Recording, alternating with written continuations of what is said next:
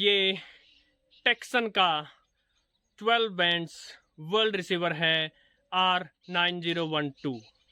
Radio जगत में taxon का नाम काफ़ी सम्मान से लिया जाता है और 2005 में जब टेक्सन ने ये cost effective analog world receiver release किया था, तब के बाद से अब तक पूरे विश्व के रेडियो प्रेमियों और विशेषकर शॉर्टवेव रेडियो प्रेमियों के मन में इसका नाम काफ़ी आदर से और सम्मान से रहता है। साथियों, अमेज़ॉन पर ये अभी आपको 2400 रुपये में लिस्टेड दिखेगा, किंतु सेल में मुझे ये 1938 रुपये में मिल गया था, यानी 2000 रुपये से कम में मिल गया था। तो आइए अब देखते हैं कि जितना इसका नाम है क्या ये उसके लायक है। ये रेडियो इस बॉक्स में आया था, FM medium wave short wave 12 band receiver.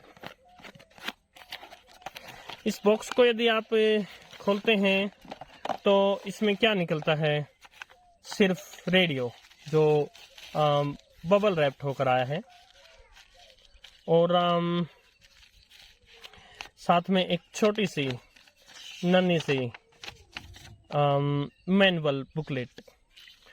सबसे पहले बात कर लेते हैं इसकी बिल्ड क्वालिटी की। तो काफ़ी अच्छे मटेरियल से बना है, ये सॉलिड रेडियो है और ये ग्रे और ब्लैक आप देख रहे हैं, यहाँ ग्रे है और यहाँ ब्लैक।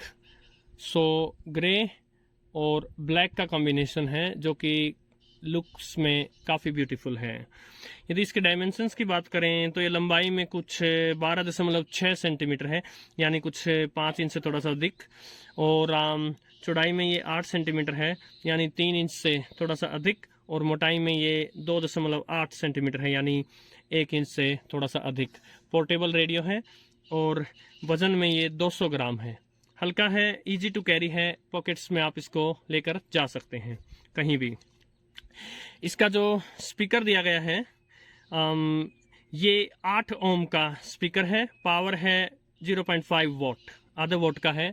अच्छा स्पीकर है। इसके साइज को देखते हुए और छोटा सा स्पीकर दिखता ज़रूर है, किंतु साउंड जो है इसका वो काफ़ी लाउड हो सकता है और बैलेंस्ड है। ट्रेबल और बेस दोनों ही मामलों में बैलेंस्ड है। काफ़ी अच्छा साउंड है इसका। एक बार इसका साउंड देख लेते हैं। किलोग्राम भार वर्ग में स्वर्ण पदक जीता। इसके अलावा मोहित ने पुरुषों के 61 किलोग्राम भार वर्ग में रूस के पहलवान को पटखनी देकर फुल वॉल्यूम पर है अपना कब्जा जमाया।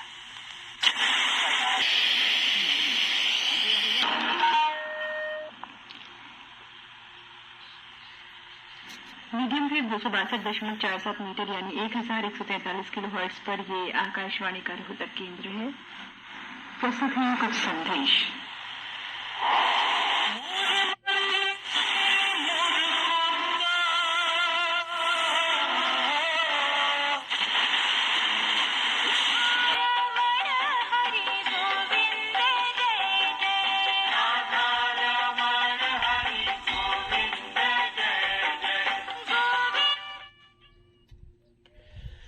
क्रिस्प साउंड है काफ़ी, और छोटा सा रेडियो होने के बावजूद भी काफ़ी दूर तक इसके साउंड को सुना जा सकता है। बात करें इसकी पावर की तो यहाँ पर आप 2 AA सेल्स डाल सकते हैं, जो घड़ी वगैरह में डलते हैं वो सेल्स, या फिर यहाँ पर जगह दी गई है DC 3 वोल्ट। अब करंट कितना होना चाहिए ये नहीं बताया गया है, किंतु DC 3 वोल्ट से इसको पावर दी जा सकती है। और साथ में चार्जर के लिए बताया गया है कि चार्जर की सेंटर टिप जो है वो नेगेटिव पर सेट होनी चाहिए। इसका जो एंटेना है काफ़ी लंबा और मजबूत है। इसका एंटेना 22 इंच का है। अब एक पोर्टेबल रिसीवर के लिए 22 इंच काफ़ी अच्छी लेंथ होती है और काफ़ी मजबूत क्वालिटी का एंटेना है ये। मैं आपको बता दूं, ये एक ट्रू एनालॉग रिसीवर है। अब ये 100% एनालॉग है क्या, ये तो इसके सर्किट को खोल कर ही देखा जा सकता है, किंतु जितना ये विश्व भर में प्रसिद्ध है, ये एनालॉग रेडियो के नाम से ही प्रसिद्ध है। और इस बात का इससे पता चल जाता है कि जब आप इसको ट्यून करते हैं तो जो डीएसपी बेस्ड रिसीवर्स होते हैं उनमें आपको एग्जैक्ट एक जगह ट्यून करना मुश्किल हो जाता है। इजी ट्यूनिंग जो है वो नहीं होती। आपको जो ट्यूनर है उसको किसी एक स्टेशन पर रोकने के लिए आगे पीछे करके मुश्किल से जमाना पड़ता है, किंतु एनालॉग रिसीवर में ये ट्यूनिंग करना काफी स्मूथ रहता है। एंटेना में एक खास बात और है इसकी, एंटेना जो है वो 360 डिग्री रोटेटेबल है। आप किसी भी डायरेक्शन में इसको रोटेट कर सकते हैं ज़रूरतानुसार। इसके अलावा अगर इसके ट्यूनिंग व्हील की बात की जाए सो जो इसका ट्यूनिंग व्हील है थोड़ा सा हार्ड तरीके से ट्यून होता है, थोड़ा सा जोर लगाना पड़ता है आपको ट्यून करने में, जिसको कि मैं अच्छा मानता हूँ। यदि थोड़ा सा हार्ड है तो किसी भी स्टेशन पर जल्दी से आगे पीछे हिलेगा नहीं और इसको एक जगह रोकना भी काफ़ी इजी रहेगा। सो मैं इसको एक बेटर बात मानता हूँ। जो वॉल्यूम कंट्रोल नॉब है वो लेफ्ट साइड में दी गई है और जब आप इसको फुल कर देते हैं तो काफ़ी लाउड साउंड ये प्रोड्यूस कर सकती है। और ये भी हल्का सा हार्ड प्रेस है जो कि मुझे अच्छा लगा है।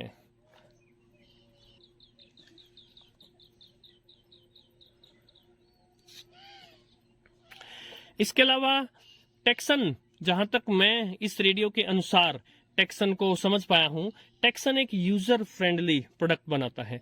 इसका एक उदाहरण है इसका जो ऑन ऑफ स्विच है वो। अब देखिए बहुत सारे रेडियोज में क्या करते हैं, वो जो आपका बैंड इंडिकेटर है, बैंड स्विच है, इसी में ही ऑन ऑफ का दे देते हैं या फिर वॉल्यूम के साथ दे देते हैं। नो, इसमें ऑन और ऑफ के लिए एक सेपरेट स्विच रखा गया है जो कि मुझे काफी अच्छी बात लगी। इसके अलावा इसके दूसरे बटन्स एंड पोर्ट्स में हम देखें तो हेडफोन जैक है। मैंने हेडफोन्स का यूज किया था और हेडफोन्स से इसकी साउंड क्वालिटी जो है वो काफी अच्छी है। यहाँ पर भी टेक्सन ने काफी अच्छा काम किया है। इसके अलावा इसमें बैक स्टैंड दिया है जिसके सहारे आप इसको इजीली तिरछा खड़ा कर सकते हैं। और ये जो बैक कवर है ये काफ़ी इजीली रोटेट हो जाता है। एक्सेस डेटा D808 में मैंने देखा था कि इसको रोटेट करना, बैक कवर को थोड़ा सा बाहर खोलना काफ़ी कठिन है, लेकिन इसमें ये काफ़ी इजीली आउट आ जाता है, जो कि एक अच्छा पॉइंट मैं इसको कहूँगा। इसका frequency tuning dial scale display काफ़ी लार्ज है, इसके साइज को देखते हुए काफ़ी लार्ज है और बड़ी अच्छी बात है। इसके अलावा जैसा मैंने बोला टेक्सन यूजर फ्रेंडली रेडियो बनाने में विश्वास रखता है। सो देखिए लॉग स्केल दिया गया है एक।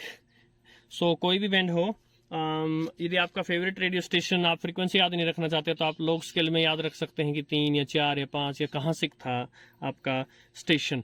जो ये नीडल है, फ्रीक्वेंसी डिस्प्ले नीडल जो है, ये काफ़ी सॉलिड क्वालिटी की है, ये भी मुझे काफ़ी अच्छी लगी। जो बैंड सेलेक्टर स्विच है ये ठीक लगा मुझे, डिसेंट लगा, बहुत ज़्यादा हाई क्वालिटी नहीं लगा, लेकिन ऐसा भी नहीं है कि जल्दी से ये ख़राब हो जाए। इसके अलावा ये 12 बैंड रिसीवर है, FM बैंड है, मीडियम वेव का एक बैंड है जिसको AM बैंड बोलते हैं हम, और शॉर्ट वेव के 10 बैंड हैं इसमें। सो सभी बैंड्स पर जो ये आपका स्विच है वो कब पहुंचेगा, यहाँ पर ये डिस्प्ले के लिए ये दिया गया है आपको।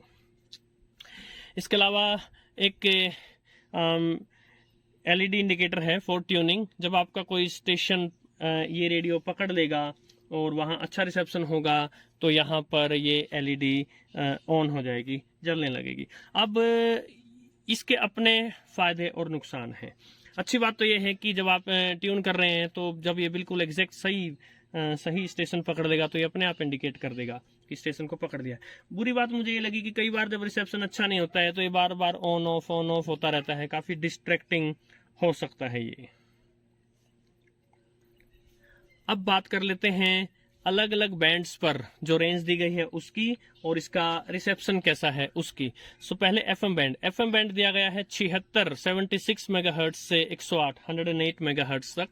सो भारत में या मुख्यतः विश्व के लगभग सभी देशों में 88 से लेकर 108 मेगाहर्ट्ज तक ट्यून होता है। कहीं कहीं किसी किसी देश में जैसे ब्राजील, जापान वगैरह में इससे कम 64 से लेकर और 84 से लेकर 84 मेगाहर्ट्ज तक भी यूज होता है।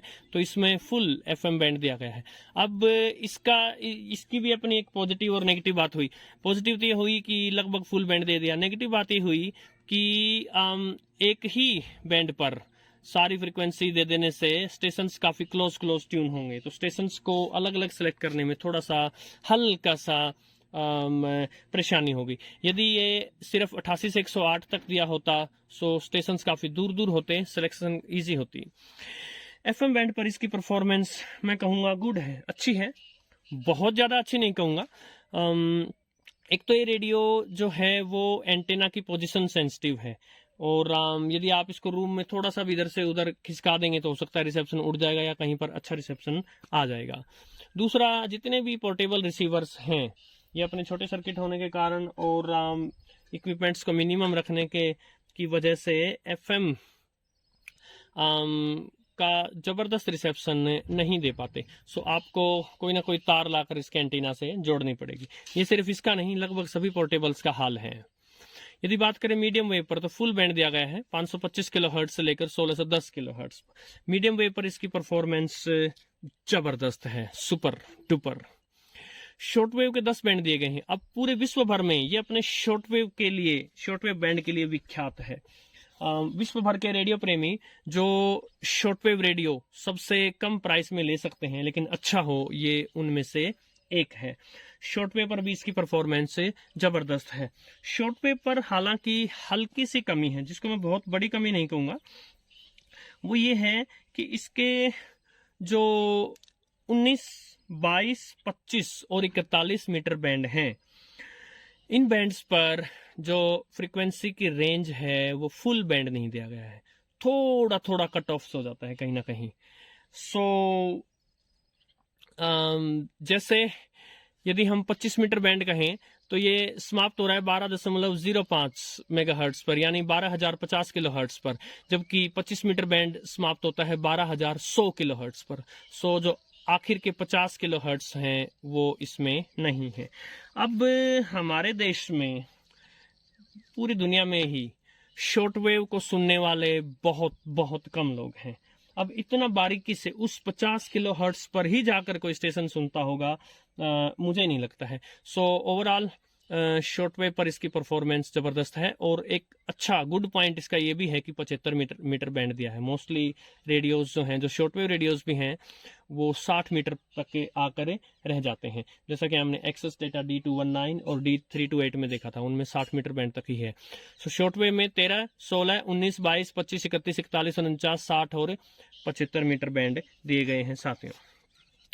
सो ये तो था इस रेडियो का संक्षिप्त रिव्यू। और अंत में मैं ये कहूँगा कि यदि आपको 2,000 रुपये से कम में मिल जाता है सेल में, तो ये भी एक अच्छी चॉइस है।